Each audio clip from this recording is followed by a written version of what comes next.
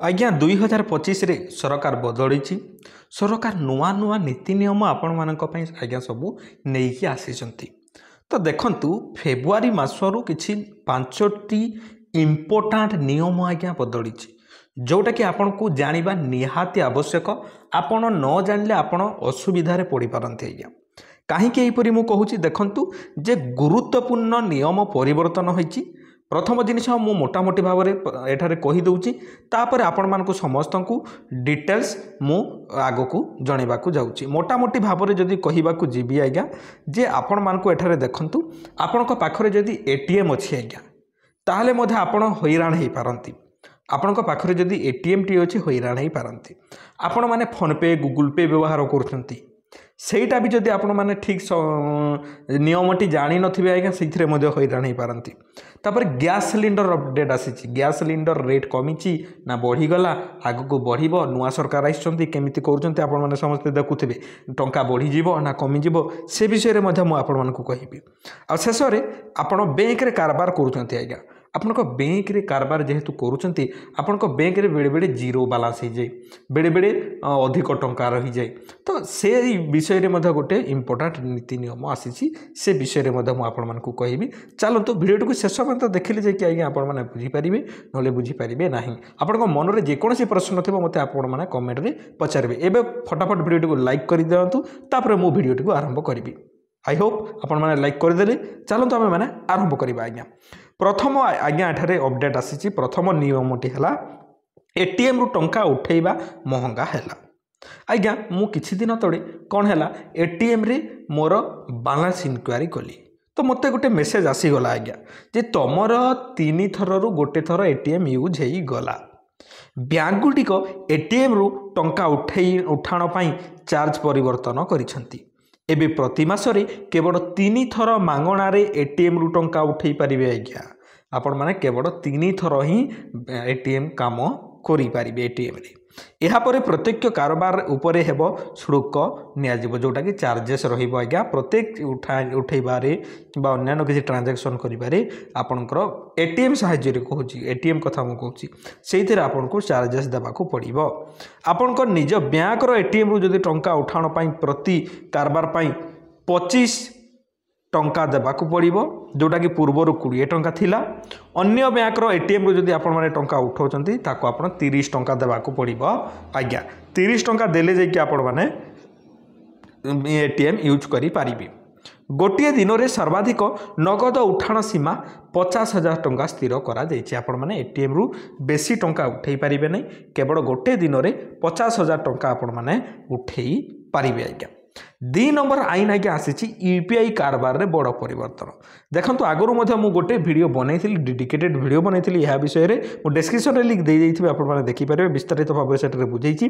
तो एठारे कहा जाउछि शॉर्टली मु आपण मानको कहि रखुछि देखंतु जे भारतीय जातीय पेमेंट निगम जोटा कि NPCI national payment corporation of India UPI उपभोक्तांक पाई नूतन नियम लागू करछि। एबे ट्रांजैक्शन आईडी रे एठारे देखि पारथिबे स्पेशल कैरेक्टर व्यवहार करा जाई परिबो नाही। स्पेशल कैरेक्टर कहले हैशटैग हला हमर @ हला डॉलर सिंबल हला एई भलिया जो सिंबल गुडा को व्यवहार करा जाई ताहा व्यवहार होई परिबो नाही।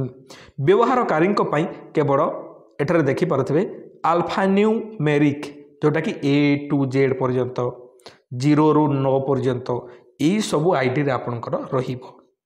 जदि ट्रांजैक्शन आईडी रे विशेष अक्षर थाए तेबे पेमेंट हेबो नाही आज्ञा सेटा टिके ध्यान रखिबे।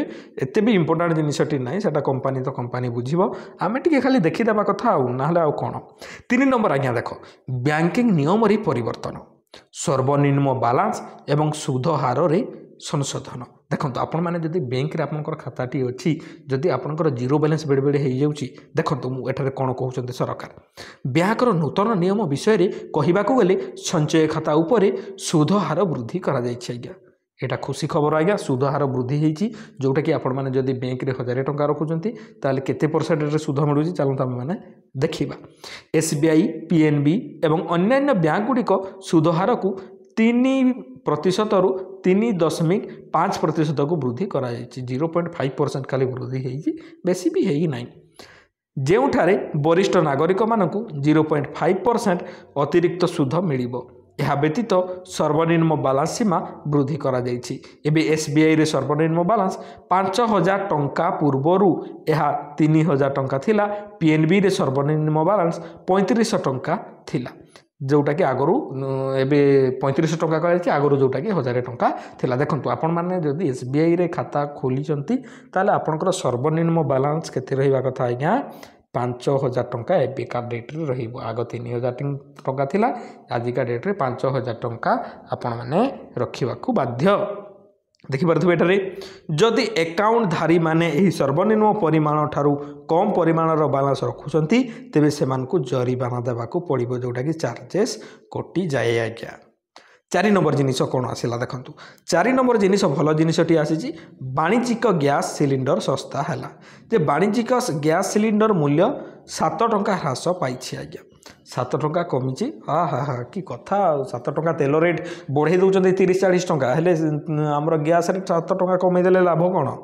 ତଥାପି ଘରୋଇ ଗ୍ୟାସ୍ ସିଲିଣ୍ଡର ମୂଲ୍ୟରେ କୌଣସି ପରିବର୍ତ୍ତନ ହୋଇନାହିଁ।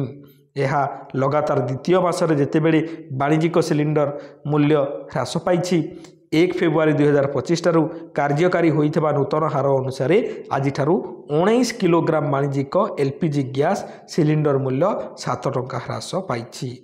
ଆଜିଠାରୁ ଦିଲ୍ଲୀରେ 19 କିଲୋଗ୍ରାମ ବାଣିଜ୍ୟିକ LPG ସିଲିଣ୍ଡରରେ ଖୁଚୁରା ବିକ୍ରୟ ମୂଲ୍ୟ 1797 ଟଙ୍କା ହୋଇଛି, ଯେଉଁଟାକି 7 ଟଙ୍କା କମିଛି। ଆମର ଏଥିରେ କିଛି ଆଜ୍ଞା ଯାଏ ଆସେ ନାହିଁ। ତାପରେ ଏବେ ଦେଖିବା ଆଜ୍ଞା 5 ନମ୍ବର ଜିନିଷ। ଏଠାରେ 5 ନମ୍ବର ଜିନିଷ କ'ଣ ରହିଛି ଆଜ୍ଞା, ମାରୁତି ସୁଜୁକି କାର୍ ମହଙ୍ଗା ହେଲା। ଆପଣ ଯଦି କାର୍ କିଣିବା ପାଇଁ ଯାଉଛନ୍ତି ଫ୍ୟୁଚରରେ 2-3 ବର୍ଷ ଭିତରେ କାର୍ କିଣିବା ପାଇଁ ଯାଉଛନ୍ତି ତ ଆଜ୍ଞା ଏଠାରେ ମହଙ୍ଗା କରିଦେଇଛନ୍ତି ସରକାର। ମାରୁତି ସୁଜୁକି ଇଣ୍ଡିଆ ଫେବୃଆରୀ 1ରୁ ଏହାର ଯାନର ମୂଲ୍ୟ ବୃଦ୍ଧି କରିଛି।